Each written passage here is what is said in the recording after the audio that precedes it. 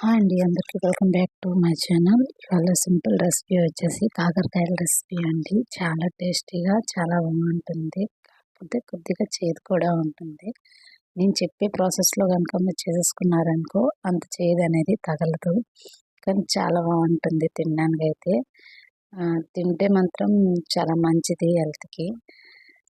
ఈయన చూస్తున్నారు కదా, దాని మీద అనేది కొద్దిగా తీసేసి పెట్టేసుకున్నాను మెత్తి.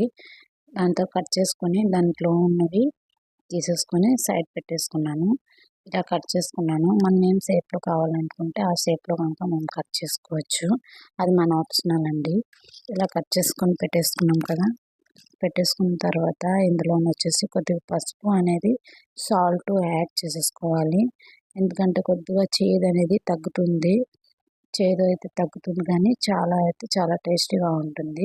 ఇది కలిపేసి ఇలా పెట్టేసుకున్నామంటే కొద్దిగా ఒక 5 to 10 మినిట్ దాకా ఇలా కలిపేసి పెట్టేసుకోండి. ఎందుకంటే దాన్ని అబ్జర్వ్ చేసేసుకుంటుంది మొత్తాన్ని. తర్వాత వాటర్ అనేది తీసేసుకోవాలి అందులోండి. ఇప్పుడు ఒక కడాయి పెట్టేసుకొని ఆయిల్ అనేది యాడ్ చేసేసుకొని ఆనియన్స్, పచ్చిమిరపకాయలు ఇంకా ఎల్లుల్లిపాయలు అనేవి యాడ్ చేసేసుకోండి. అందులో ఉన్న టమాటోస్ కూడా యాడ్ చేసేసుకోండి. మనం ముందుగానే సాల్ట్ ఇంకా పసుపు అనేది వేసి కలిపేసి పెట్టేసుకున్నాం కదా, దాంట్లో ఉన్న వాటర్ని ఇలా తీసేసుకోవాలి. వాటర్ని తీసేసుకొని సపరేట్గా పెట్టేసుకోవాలి. ఇలా మిక్సీ జార్లో మనం ముందుగానే దాన్ని తాలింపు అనేది చేసుకున్నాం కదా, ఇలా మిక్సీ అనేది చేసేసుకోండి. మిక్సీ చేసుకొని అదే కడాయిలో కొద్దిగా జీలకర్ర వేసేసుకొని అది మనం ఏదైతే ముందుగానే మిక్స్ చేసుకున్నామో వేసేసుకోవాలి. ఇలా వేసేసుకుంటే అందులోనే పసుపు, కొద్దిగా సాల్ట్, కారం అనేది యాడ్ చేసేసుకోవాలి.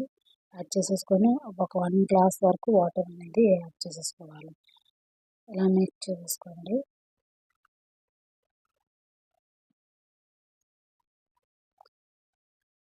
ఇలా మిక్స్ చేసుకున్నామంటే కొద్దిగా అది ఆటోమేటిక్గా అబ్జర్వ్ చేసేసుకుంటాం కదా. ఒక 5 to 3 మినిట్ దాకా క్లోజ్ చేసేసుకొని పెట్టేసుకొని తర్వాత మనం ముందుగానే అది వాటర్ అనేది సోప్ చేసి పెట్టేసుకున్నాం కదా, ఇందులోనే మిక్స్ చేసేసుకోండి. చాలా బాగుంటుంది. కావాలంటే మనము ఇందులోన చింతపండు రసాన్ని నేనైతే యాడ్ చేస్తున్నాను. కావాలంటే మీరు కూడా పెరుగు కానీ తీసేసుకోవచ్చు. పెరుగు అనేది వేసేసుకుంటే చాలా బాగుంటుంది.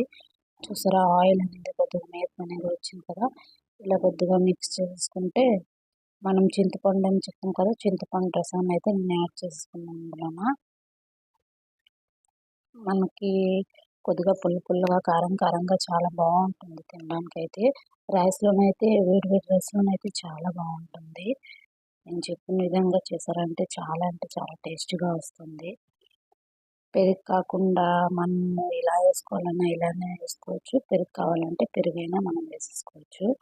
ఇందులో వచ్చేసి కరివేపాకు నేను కొద్దిగా యాడ్ చేసేసుకున్నాను. ఇప్పుడు 20 to 15 మినిట్ ఇలా పెట్టేసుకున్న తర్వాత చూసారా, బాగా మగ్గింది. ఇది ఆయిల్ అనేది మీదకొచ్చింది, అది ఆటోమేటిక్గా అయిపోయింది. చూడండి, చాలా అంటే చాలా టేస్టీగా ఉంటుంది. చాలా బాగుంటుంది ఇలా చేసుకుంటే. మనం లాస్ట్లో వచ్చేసి పుదీనా అనేది యాడ్ చేసుకోండి. ఇలా మనం చేసేసుకుంటే వేడి రైస్లోనైతే చాలా బాగుంటుంది. అలా నార్మల్గా ఫ్రై లాగా కాకుండా ఇలా చేసుకున్నారంటే